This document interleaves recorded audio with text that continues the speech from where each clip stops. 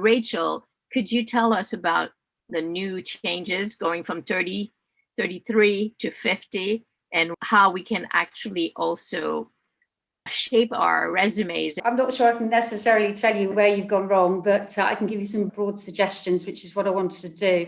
Just to clarify some of the headline, there was the hidden truths.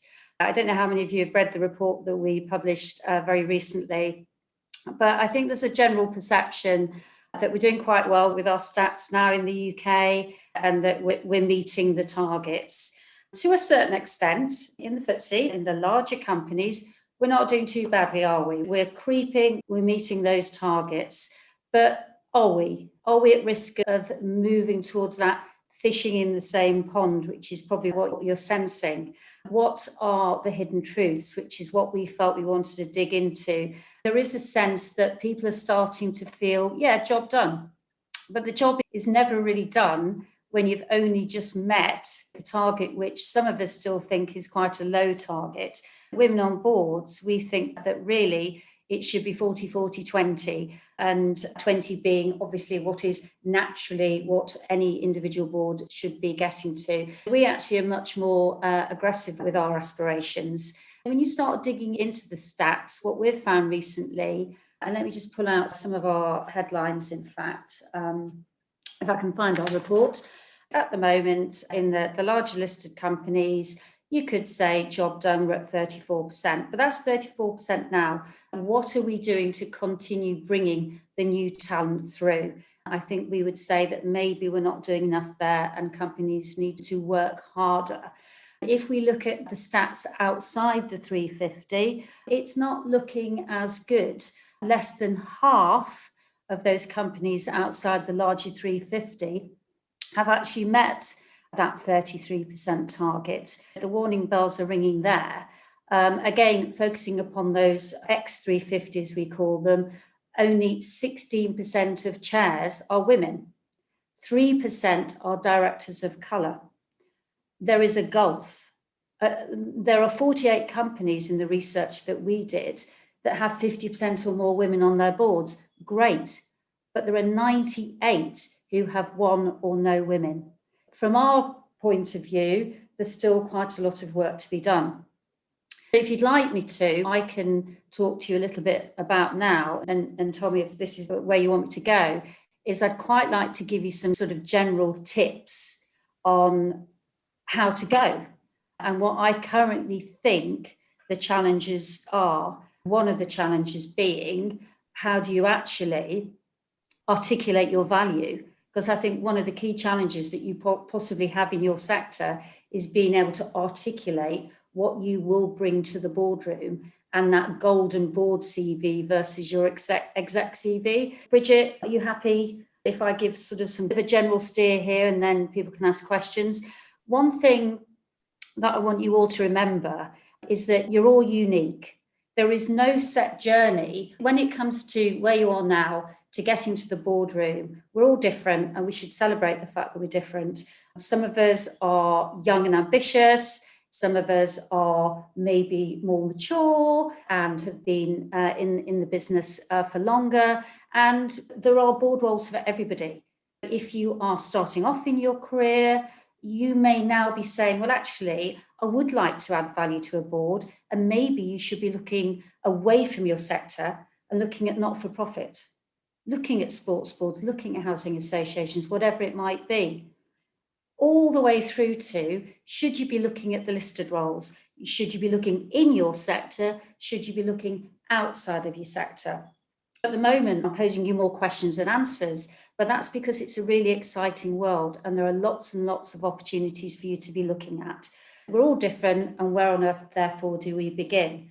Remember that you're in control. You don't need to do this. You're doing this because you've decided you want to. You're ambitious and you're thinking, actually, taking a non-exec position at the end of the day is good for you. It's aligned to your values, or it may be that it's simply good for your career. I guess I would throw another question out there and say, why do you want to join a board in the first place? There are many reasons why going on a board is good for you. It may be that it's time to give something back. You feel very passionate about something. and you know that you've got skills that you have developed along your executive career so far, and it's time for you to give it back to possibly your community. Other reasons for joining a board, there's no doubt about it, it does build career resilience. Going on a board in a different sector, meeting people that you've never worked with before, does absolutely build your market and your broader industry knowledge. There are very good career-based reasons why you would do it as well. It may be that it opens up other opportunities for you. It opens up other opportunities in your, call it your post-executive career. Many reasons why you could be thinking about this, and many different stages of your career that you could be thinking. As much as I am putting out all the positives at the moment and saying there's absolutely a role for everybody, what are the challenges? Why are we all not sitting comfortably on boards? There are many challenges. I view them, and I've tried to bullet point a few to talk to you about today. I would say the number one thing is, like I mentioned at the beginning, what is my value add? What do I give? Where are the roles that I should be applying for? Challenge number 2. Challenge number 3, how on earth do I succeed? And challenge number 4, actually, which we do all have to be aware of, how do I then manage that juggling? How do I juggle that portfolio of positions? I'm only used to having one job. Now suddenly you're telling me I've got to have 2 or 3. Let's just touch on those challenges now, if you're happy for me to continue. Value add. We've all got probably spectacular executive CVs. Great. What I want you to do mentally is rip that up, and I want you to start thinking about building a board CV. A board CV is quite a bit different to an exec CV. I don't know whether if there's anyone here that can throw anything into the chat room on that has obviously got both those CVs. Maybe you can help explain the difference. Think of a board CV as almost turning your exec CV round, because what you need at the top of a board CV is your value add. What do I bring? And the best example I always think is a lawyer. I don't know whether we've got any lawyers here, but you could be a fabulous lawyer. You're continuing to have a fantastic career as a Linklaters partner or MD, whatever they may be. And then somebody says to you, well, what's your value add? If you haven't put any thought into it, you may struggle, because you'd say, well, I'm marvelous. I've done all these wonderful things, and you will be marvelous. But what's behind being a lawyer? Because although every board wants a lawyer, they want to know what you're good at. What's in that NED toolkit? The whole point of having a board CV is being able to articulate the fact that you're strategic, your risk, your regulation, your people, whatever it might be. Number one is being able to identify that value, and the way you do it is by creating a board CV. I can almost promise that although it's difficult to write one, once you've got one, you'll feel so much more confident about going for these roles, whether they're not-for-profit, whether they're listed, whether they're in your sector or outside of your sector. Do think about that value add piece.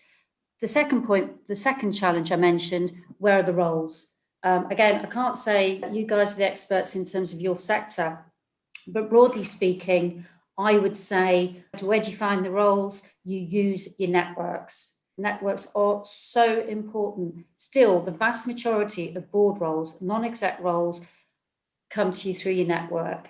And we celebrate that. That's absolutely fine. But what we say to you is, therefore, understand your networks. We have our personal networks. We have our networks within the organisation that we work in. And we also have our broader network in terms of people that we know outside. And that's where professional networks, not just us, obviously, but I'm going to recommend that you become part of our network if you're focusing upon your NED career. But there are lots of networks out there. Please do use these networks. And it is your director connections at the end of the day that are really going to help. Tell people that you're looking for a board role. Don't be afraid of bringing it up in conversation. Use LinkedIn. LinkedIn, I think, over the last year has really become a place where companies go directly searching for people. Do, as well as producing a really fabulous board CV, get your LinkedIn profile to it's a useful blend of the board and the exec piece. And if you're bold enough to put on that LinkedIn, currently looking for opportunities, do it. Increasingly, I see people do that. Your networks are important. Headhunters play a vital piece in the non-exec world. They are very difficult to tap into, but once you find the right ones, once you've found the niche headhunter who is going to work for you and listen to you, keep hold of that contact. Invest the time in finding who those headhunters are. I think if you can tell your employer, be bold. I don't see any problems with that. The third challenge I think I mentioned, I may be a bit out of order here, but how do I succeed? How do I do it? I've got my board CV. I'm starting to open up my mind to my networks. What are the opportunities? I don't think we do a very good job of investing in ourselves. And I don't mean money. I mean investing time in ourselves. Step back. Think, what do I want from my career? Am I strategic? Am I somebody who should look forward to where I'm going to be in 2 years' time? If actually, I think I'm somebody who wants to keep my really busy exec life going, but actually I could see myself on a couple of boards, great.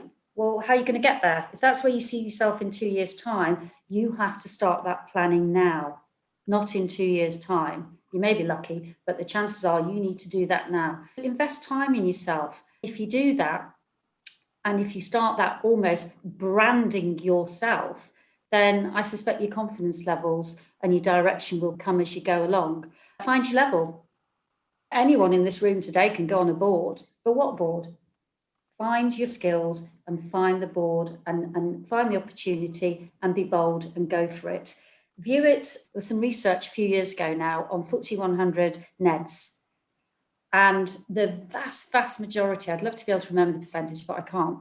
The vast majority of those really senior, mega successful NEDs, all when they're interviewed, they all started in the not-for-profit sector.